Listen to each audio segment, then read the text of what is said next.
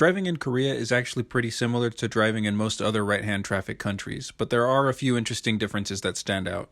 Some of these differences are useful to know, especially if you're planning on traveling to Korea, and others will just make you scratch your head wondering why. Here are 10 interesting differences about driving in Korea.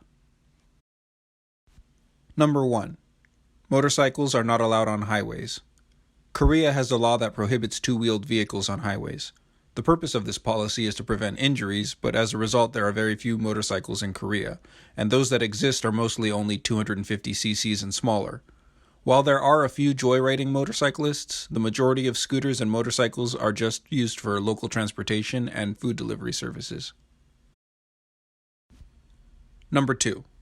You need a separate license for manual transmission. In Korea, manual transmissions are typically only found in buses and trucks. Few people know how to operate a manual transmission, and because of this, a separate license is required. Number 3. Most Korean college students don't have a driver's license. In Korea, most people don't get their driver's license or their first car until halfway through college or afterwards, basically in their mid-20s. Having a car in high school is pretty rare and often seen as a luxury item or a status symbol. Number 4. Speed cameras are everywhere.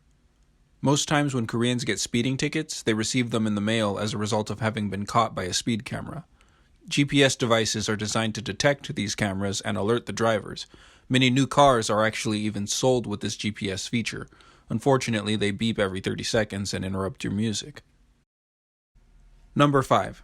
Taxis run red lights at night. It's kind of funny. In the US, if it's late at night and no one's around, people jaywalk rather than stand and wait at an empty intersection, but the drivers in the US don't dare risk running a red light. However, in Korea, it's the opposite. At night, if no one's around, many drivers run red lights, but pedestrians usually just stand there and wait for the crossing signal, even if there are no cars in sight. That said, Korean taxis are known for running red lights, so be careful while driving or crossing a street at night in Korea. Number 6. Taxis drive fast. This is actually a quality I personally like, but most other people complain about. Unfortunately, seatbelt usage is also less common in Korea.